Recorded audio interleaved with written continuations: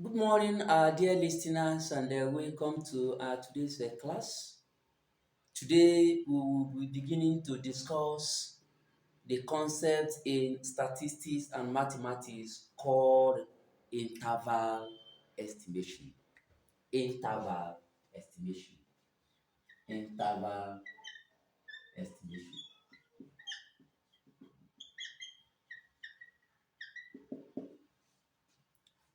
I think it is necessary that before we begin to make our audience to understand completely what is meant by interval estimation, it is necessary that we look at the concept of estimation first.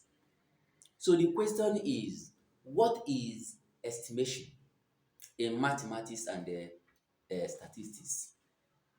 Estimation, of course, in mathematics and statistics stands for the process or method of obtaining sample estimates or estimates to represent the population parameter or parameters. I explain again. It is the process or method of obtaining sample estimates, sample estimates, sample estimates to represent the population parameter or parameters. Population parameter or parameters. So I redefine that estimation is the process or method of obtaining sample estimate or estimates to represent the population parameter or parameters. These are, of course, the key words that are found in this definition. Therefore, it is also relevant that we understand them very well before we progress in the study of our interval estimation. So, what is sample? What is estimate? What is sample estimate? What is population? What is parameter? What is population parameter? Of course, when we talk about the sample, we are talking about a fraction or a subset of the population. For instance, if the total number of students who are in a class is 90, and this class is meant to represent the school in a competition, obviously, all of them will not be going for that competition. Few persons will be selected from among the 90 persons to go and stand for the competition. That number that is selected from that class of 90 stands for the sample of that particular class, which is a fraction of that total number of the students, 90 in the class. That's why we say that a sample is a fraction or a subset of the population. That is what we mean by sample. What do we mean by estimate?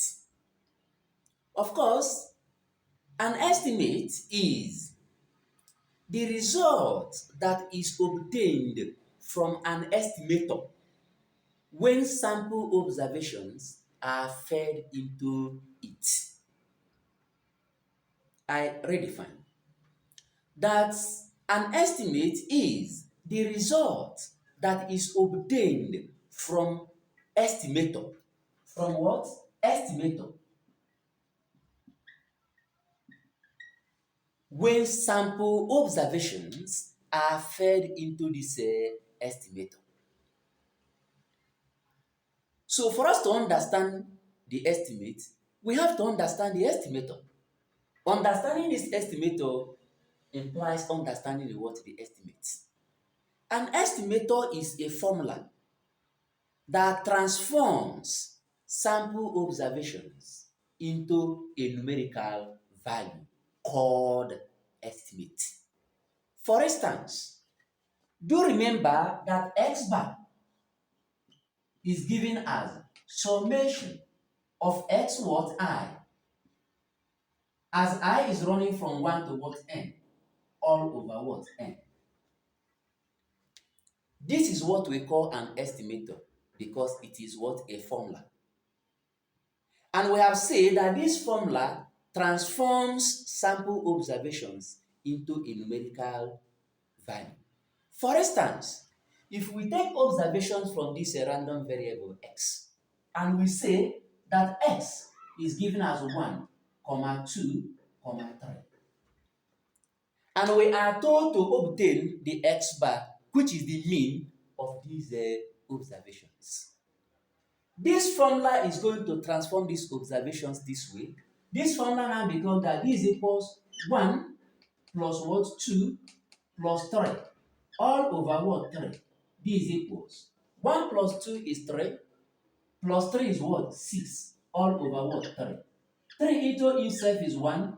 3 into 6 is equals to what? 2. So this formula now has transformed these sample observations now into a single numerical value. Therefore, this is an estimator, while this is what an estimate. That was why we defined an estimate as the result that is obtained from the estimator when sample observations are fed into it. So this too is an estimate, while this formula is called what? An estimator. That is what we mean by estimates. Therefore, what do we mean when we call both of them sample estimate or sample estimates? When we talk about sample estimates, we don't have any other thing in mind except that which you already know some of them. We are talking about the sample mean, the sample proportion, the sample what? Variance, the sample median, and the rest of them. That's what we regard by what? Sample estimates. And of course, when we talk about the sample mean, we represent the sample mean with what? X what bar. When we talk about the sample proportion, we represent the sample proportion with what? With P. When we talk about sample variance, we represent sample variance with what? S what? Square. It's easy. So this is a sample mean, this is a sample proportion, this is a sample what? Variance, unless otherwise stated. But then, these are conventional ways of representing them. It is clearly now to me that our audience must have understood what is meant by sample, what is meant by what? Estimate, what is meant by what? Estimator. What is then the population? What is then the parameter? What is then the population parameter? When we talk about population, we are talking about the totality of items or objects, or even persons, that are being considered in a research or a survey. Of course, the earlier illustration that I gave talked about a class of what? 90 students.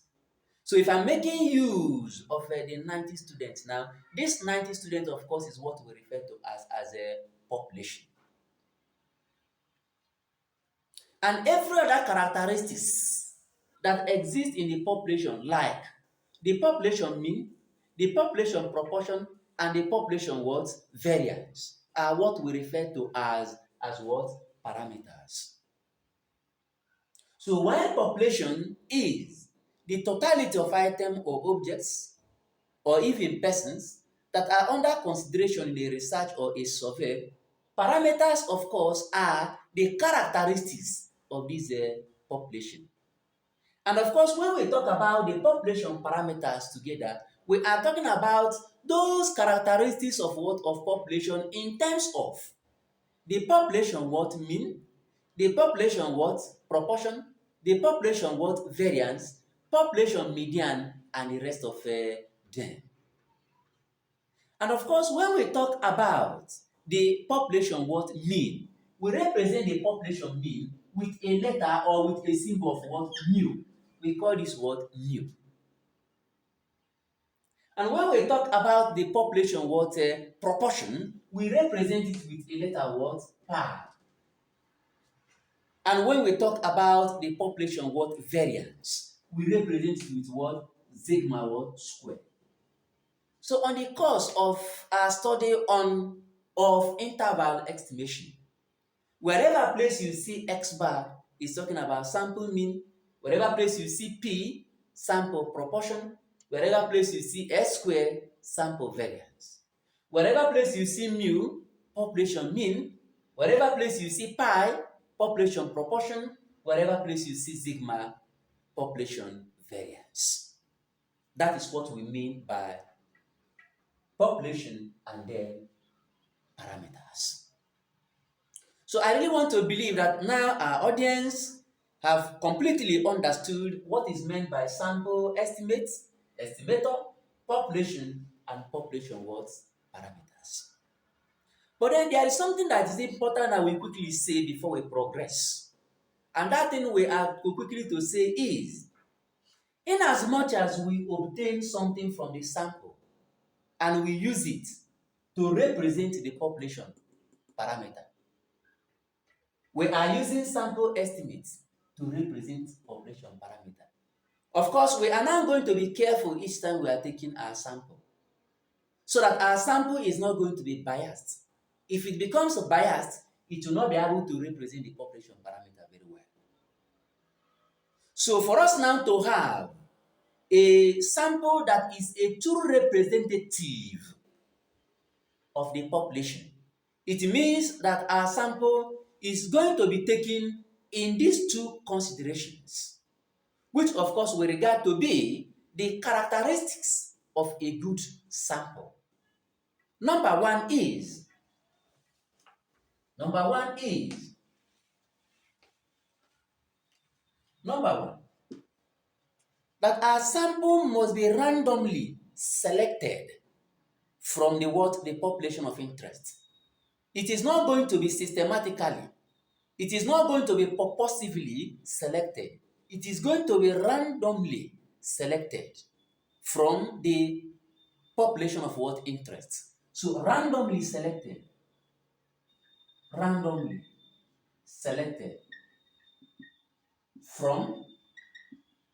the population of interest.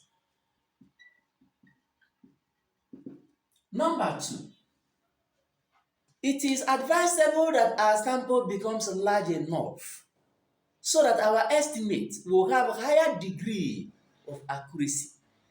So taking very small sample might give you a biased estimate of the population what parameter. So number two characteristic of a good sample is that it must be large enough so that our estimate will have high degree of accuracy. Large enough so that our estimates will have high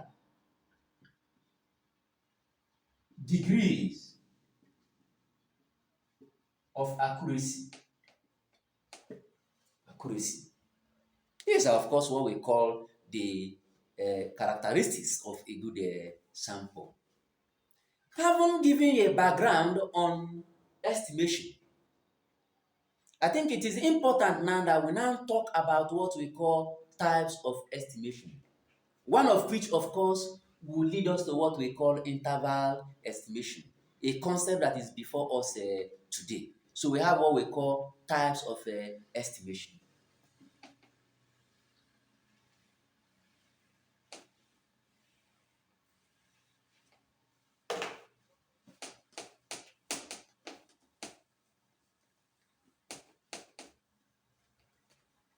Types of estimation.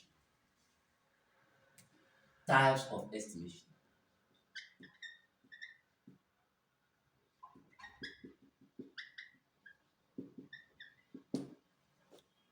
Of course, there are categorically two types of estimation, and these two types of estimations are called one, point estimation, and two, interval estimation, which is what we want to study this morning.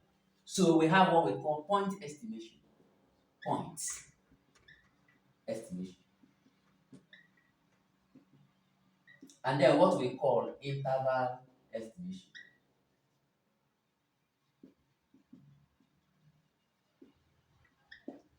And of course, because we have what we call point estimation and interval estimation, of course, it implies that we have what we call point estimator and what we call interval estimator. It applies that we have what we call point estimator,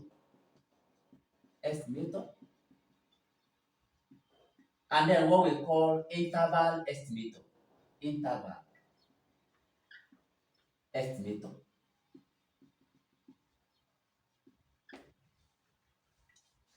And of course, because we have what we call point estimator, we must have what we call point estimates. What we call point estimates. Point estimates. And equally have what we call interval estimates. So we need to understand what is point estimation, what is called point estimator, what is called point estimate. Point estimation, of course, is a type of estimation where we obtain the estimate of the unknown population parameter as a single value. A method or a process where we obtain the value of an unknown population parameter as a single value. And this single value is what we call point estimate. A method that we now try to obtain the value of an unknown population parameter with a single value. That single value is what we call a point estimate. What then becomes a point estimator? The point estimator is that formula that transforms sample observations into a single value. In as much as point estimation is the process by which we obtain and represent the unknown population parameter with a single what value. And that single value is of course called what? Point estimate. It means a point estimator is that formula that transforms sample observation into a single numerical value. So when they say, what is point estimation? Point estimation is the method of obtaining a single estimate to represent the population what parameter. What is what? Point estimator. The formula that transforms sample observations into single numerical value. Point estimate. That single numerical value that is obtained from point estimator when sample observations are fed into it. When we begin to take examples, these definitions and explanations we are giving will become more concrete. But for now, we just implore you to follow us. Surely you are going to have detailed understanding of what is called interval estimation. Then we now come to interval estimation. Why do we even talk about interval estimation? We talk about interval estimation because as we take samples from the population, the samples we are taking are of course not the exact number of what of the population. And therefore, there is going to be variations from whatever thing we estimate from this population when compared to the population parameters. And because of these variabilities that exist in these sample observations, it becomes almost impossible for us to estimate a single value that will be exactly the same as the value of the population what parameter. The only thing we can say is that the value we are going to calculate from the sample is going to be very close to the population parameter. It is either going to be just smaller, little smaller than the population parameter, or it becomes a little bigger than the population what parameter. Because it can be smaller and it can be bigger, it's not nice that we begin to talk about estimating the interval that we know is going to bound or contain our population parameter. It is because of this that we begin to discuss what is called a interval estimation. In an interval estimation, rather than obtaining a single value to represent the population parameter, we obtain interval of values, or what we call random interval, that we are certain with a high level of what probability that it is going to contain our population parameter. That's what we do in interval estimation. Then when we talk about interval estimator, we are talking about that formula that transforms the sample observations into interval estimates. And the interval estimate, of course, is the result that we obtain from the interval estimator when sample observations are fed into it. That is what we mean by interval estimation, what we mean by interval estimator, and what we mean by what? Interval estimates.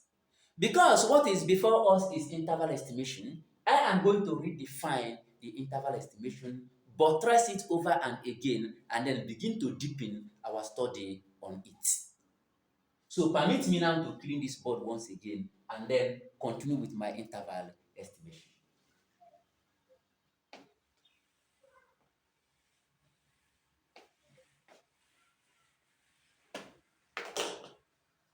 I said and I repeat that interval estimation is the process or method in which instead of obtaining a single value to represent our unknown population parameter, we obtain what we call interval of what values that we are certain with high level of confidence that it is going to contain our population parameter. For instance, if our population parameter is theta, I am saying for instance, if our population parameter is theta, for instance, we are going to obtain the interval of what values that we are sure is going to contain this population parameter theta. Let us call those interval of values what we call what L and what we call what U. Of course, this my L is talking about what we call, okay, let me explain it now. So we are now saying that we have that L is less than or equal to what? Theta, which is less than or equal to what? U. This L and this U are the interval of values. And this interval of values now, of course, now contain our population parameter theta. And we are saying that we are going to define this interval with high level of probability that it is going to contain this population parameter theta. And this kind of interval that, of course, we ascribe some level of confidence that it is going to contain the population parameter is what we call confidence interval. What we call what? Confidence interval. We call it what? Confidence interval. Confidence interval. This kind of interval, where we ascribe some level of what? Confidence, that we are certain at this level of a confidence that it is going to what? Include our population parameter theta. we call it what? Confidence what? Interval. And this L here is what we call the lower confidence interval, or what we call the lower confidence limit.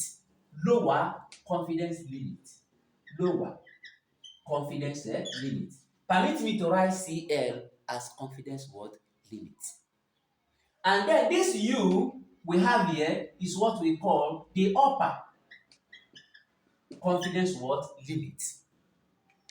So the confidence interval is made of two limits.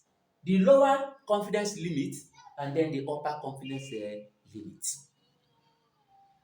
And we are saying that the probability of this interval is going to be very much high for us to be sure that it is going to contain the population parameter. What do we mean by this? We are saying that the probability that our L is less than or equal to what? Theta, which is less than or equal to what? U, is given as 1 minus what? Alpha. I will explain.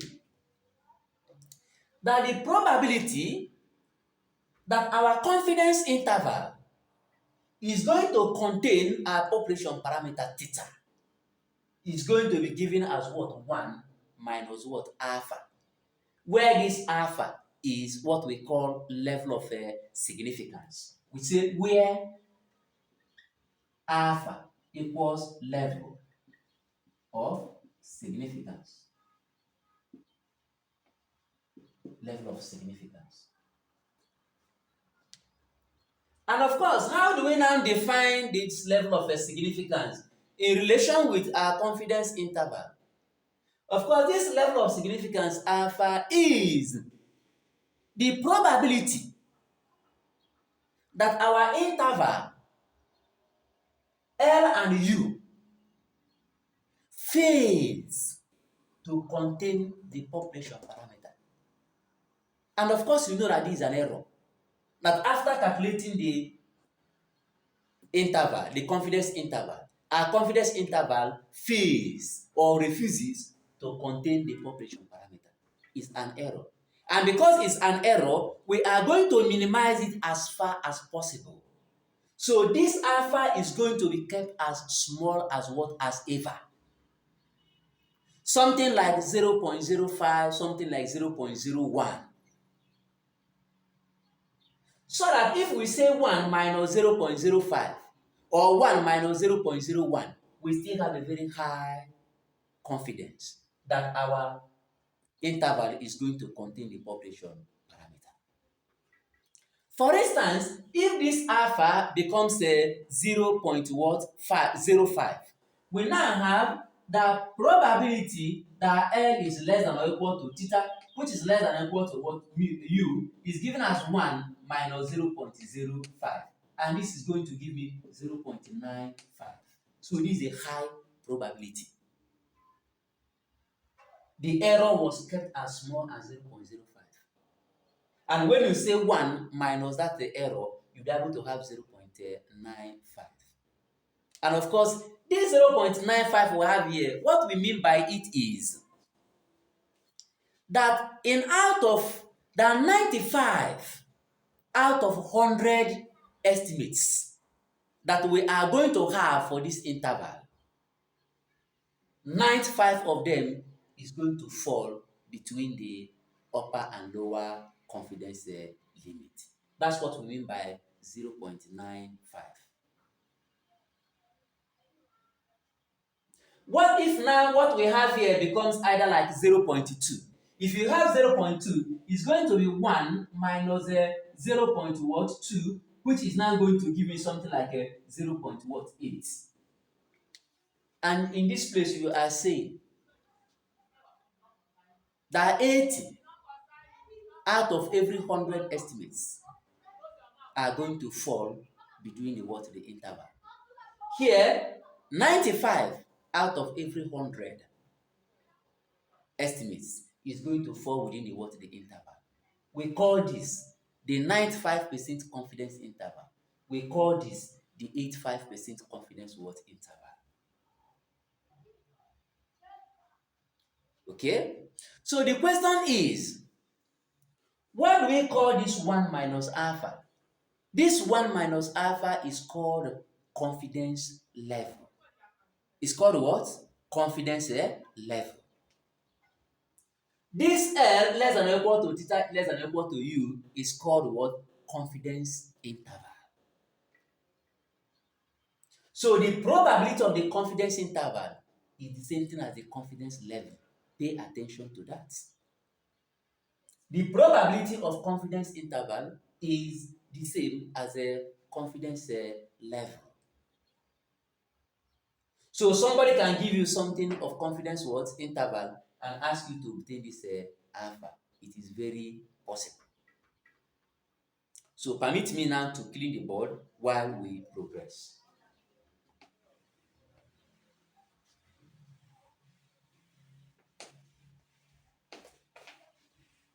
So as a quick recap to all I have said about confidence interval, I said that my let theta be the population parameter.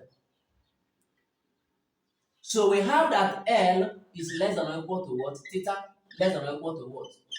U. This thing which I have written like this is called a confidence what interval. Permit me to write Ci as confidence what interval. And this my L here is called lower confidence what limit. And this my U here is called upper confidence what limit. Now, we are saying that the probability of this confidence what interval is written as what? P of L less than or equal to what? Theta less than or equal to what? U. This equals 1 minus what? Alpha. And this 1 minus alpha is called confidence level. Confidence level.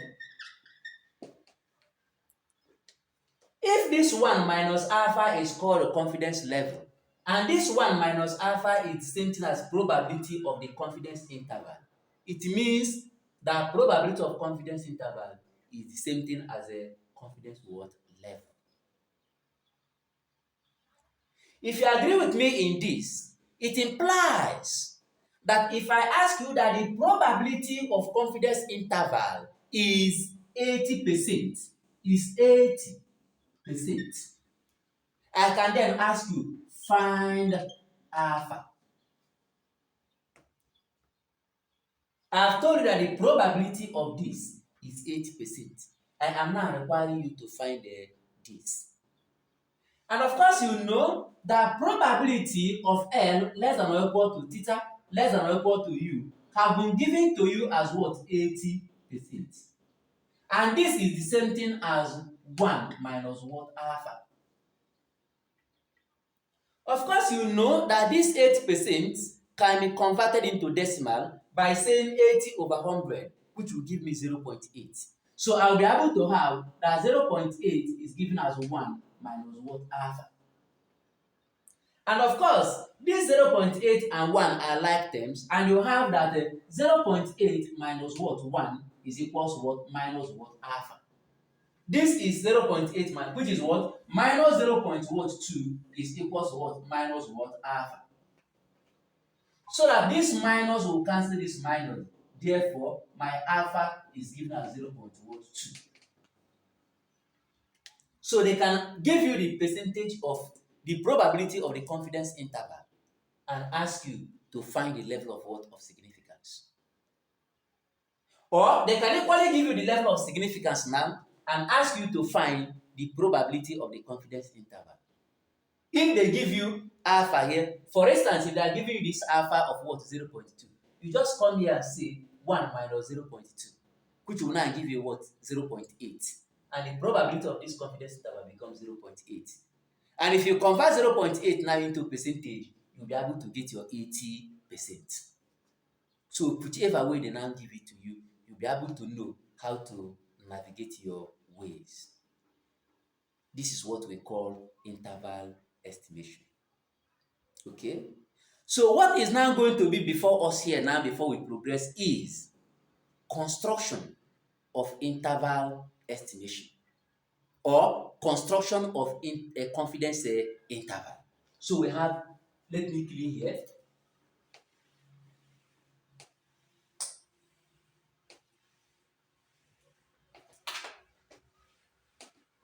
We have what we call construction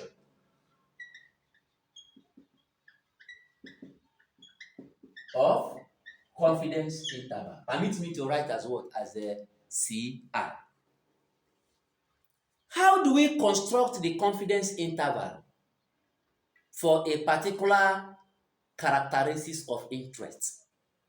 Be it the population mean, for the population mean, be it for what? For the population proportion, be it for the population variance, and be it for any kind of a characteristic of what? Of interest.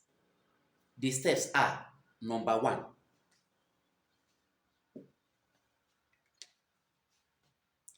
take sample from the population of interest. Take samples or observations from the population of what? Of interest. Take sample or observations from the population of interest. Of interest. And determine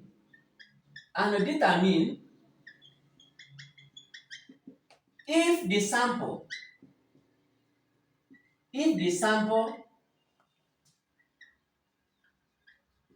is large or small. What do we mean by being large or being small in this concept? It is large when n is greater than or equal to 30, and it is small when n is less than what? 30. That's what we mean by being large or being small. Now, I want to say something very significant about this and something significant about this. If our sample size is large enough such that it is greater than or equal to what? 30, the central limit theorem implies, and we are going to use the standard normal distribution. I'll write it. I say if n is greater than what? 30, central limit theorem applies, and we use the standard normal distribution to determine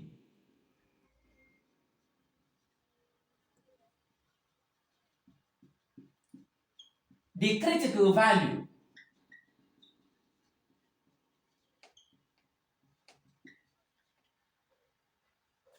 of the confidence interval.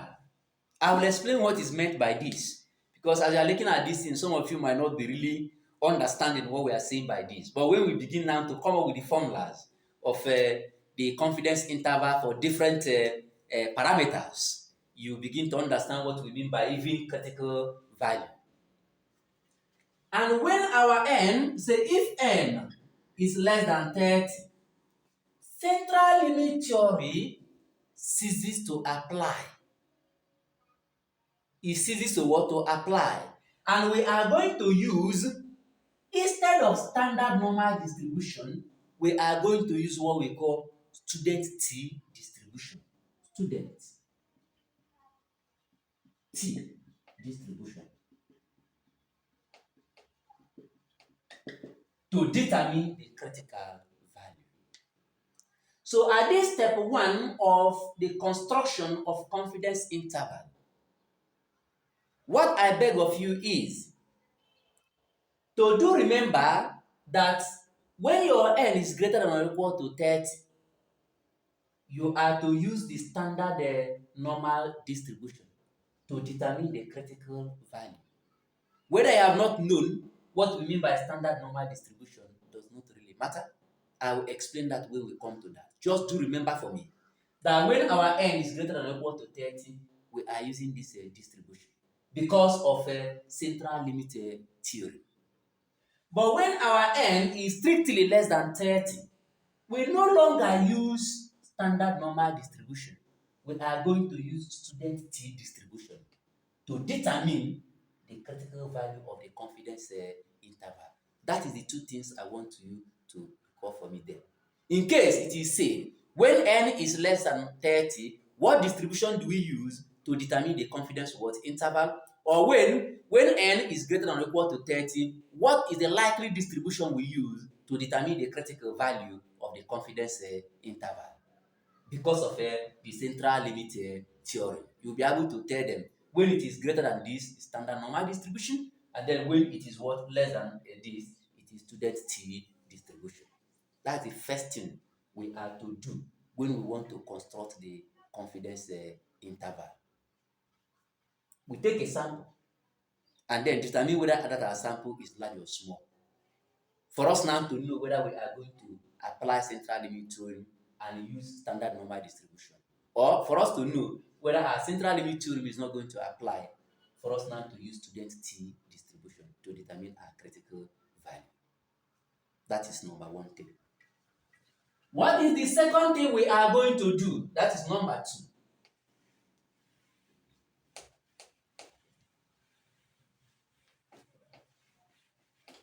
The second thing we are going to do is,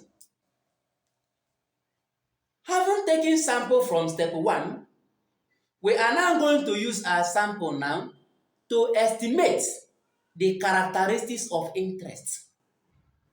So number two, from the sample,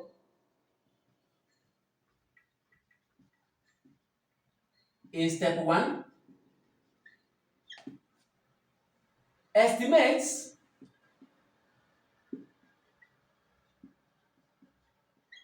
the characteristics of interest and obtain the standard error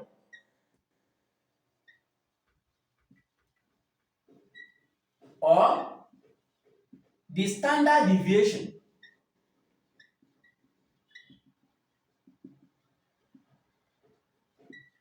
of the estimates. This thing sounds like Greek to some persons, but like I have continued to say in this class, when we begin to take examples on them, it becomes very, very okay and understandable to almost everybody. What do we mean by this? In step one, we took a sample. In this step two now, we are asking you now to estimate the characteristics of what of interest. This characteristics of interest could be the sample mean, it could be the sample proportion, it could be the sample variance. Remember that we earlier talked about what we call the sample estimates. That's what we are talking about here, for you to estimate the characteristics of what of interest. Now, having estimated these characteristics of interest, obtain what is called the standard error and the standard deviation. Standard error and standard deviation, both of them are measures of variability. But the only difference there here is, while the standard deviation measures the variability within a sample, standard error measures the variability across samples taken from a population. So here, standard deviation, measuring the variability that exists between observations in a sample. Standard error, measuring the variability across different samples that are taken from a particular population. So this is variability between observations. This is variability between samples. So but both of them measures variability. That is the number two of constructing confidence interval. Then number three. Now you are going to define or state your confidence level. Define or state. Define slash state your confidence level. Of course, you know that what we mean by confidence level, this confidence level is always taken to be either most of the time 95% confidence, though you can take observation between 0 to 100%. The only thing we know is that the higher the level, the more confidence that you have that the interval is going to contain the population of what? Of interest.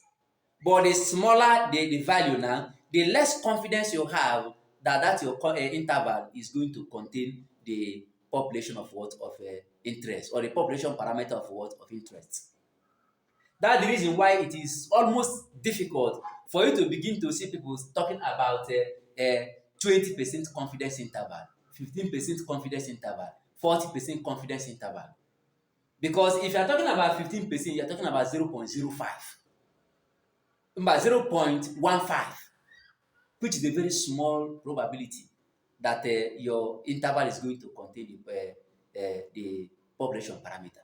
But when you are talking about 95%, you are talking about 0.95. When you are talking about 99, you are talking about 0.99 this thing. So that is what we call the step 3.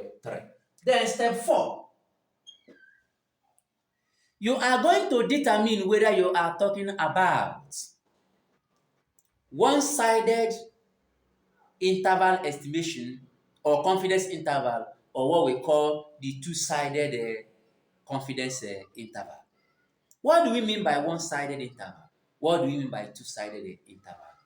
What we mean by one-sided and two-sided is this. The interest might be to obtain the interval that binds the population parameter from a particular place. For instance, you are talking about the mean performance of a student of a given university. And your interest is to obtain an interval that binds it from what? From below.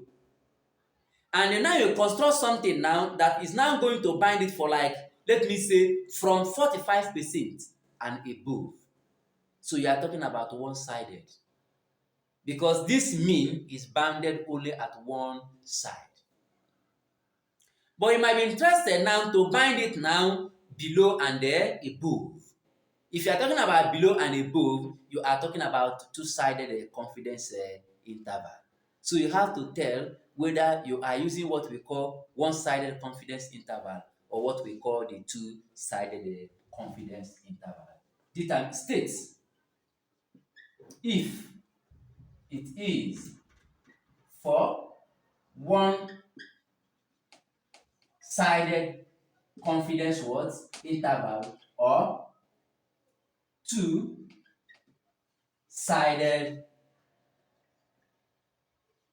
confidence interval. Then the last number, number 5, for the construction of the confidence interval, which the first one was to take observation, take samples from the population of interest, determine if this population is greater than or equal to 30, or it is less than 30, as per large or small sample. To enable you know whether you are going to apply central limit theory and use standard normal distribution, or whether the central limit theory will not apply and you are going to use the student t distribution. Number 2 is, from this sample you have taken in step 1, estimate the characteristics of interest, which could be the sample mean, the sample proportion, the sample variance, and the rest of them. And from that, obtain the standard error or the standard deviation of the estimates. Number 3 is, define your confidence what? Level. The probability at which you are certain, or what we call your confidence. State your confidence that your interval is going to bind the population parameter, which could be 95%, which could be anything. Then we now say number 4, state if you are using one-sided or whether you are using two-sided confidence interval, depending on if you are interested in binding the population parameter from below alone and you leave it to go any length you want to go up, or whether you want to bind it what up and allow it to go down as much as it can. Like if you're talking about diabetic level and the rest of them, and you want to develop what we call confidence interval there, the interest of all most of the time is to bind it from up, so that the diabetic level now, if it is going down and the rest of them, it is not our interest.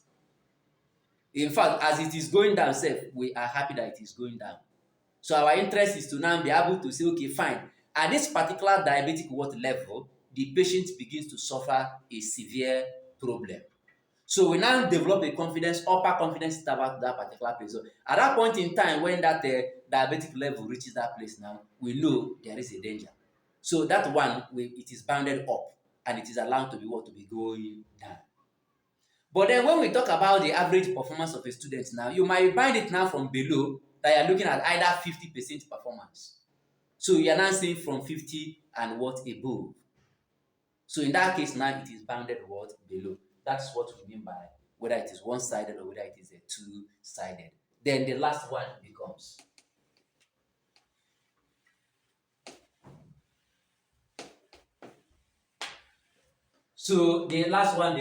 number 5. Then you are going to use the formula of the confidence interval, and that is where, of course, our study on confidence interval begins officially. So we are now saying use the formula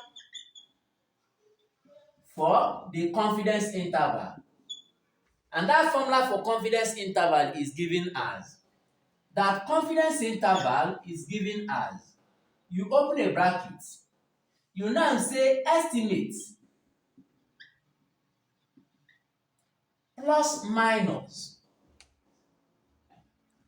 critical value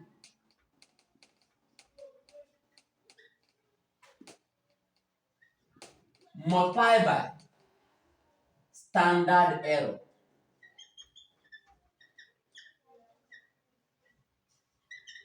of the estimate.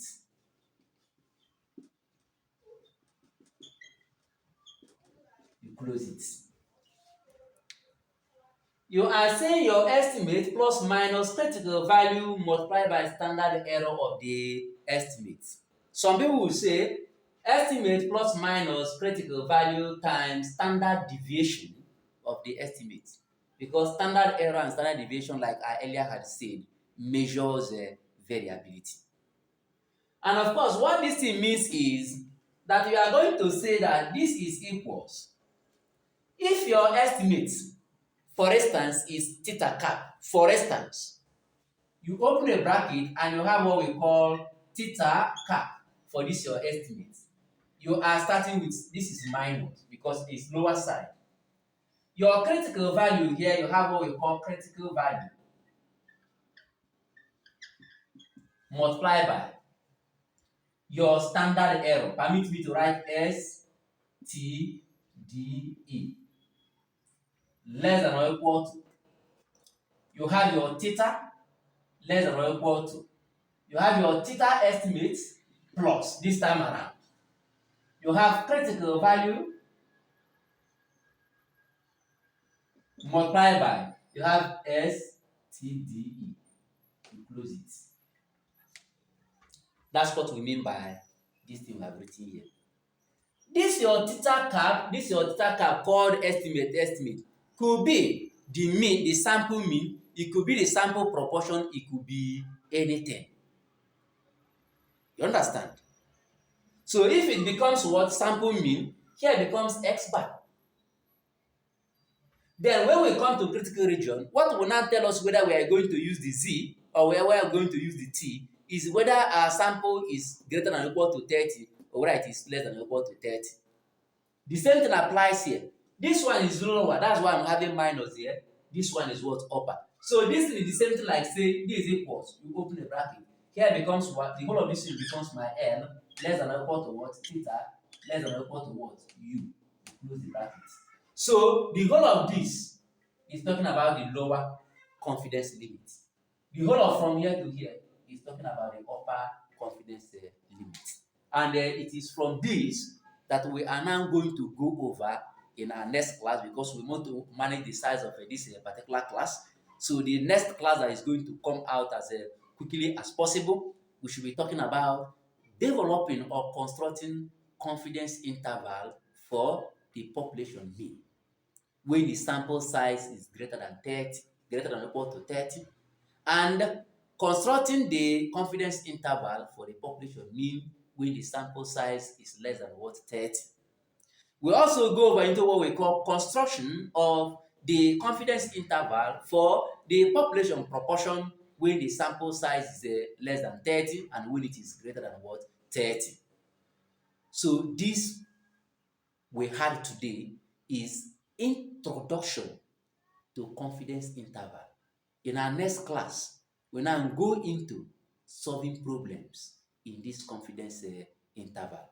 So we urge everyone who followed us in today's class that the next class that is going to give meaning to everything we have done today is the one that is yet to come.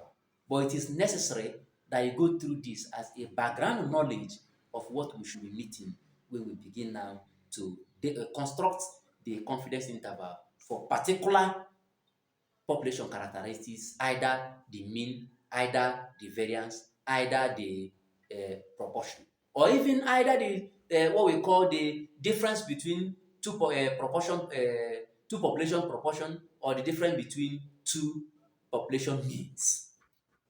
So thank you very much for being an audience today, and please stay tuned for this next class that will come out soon.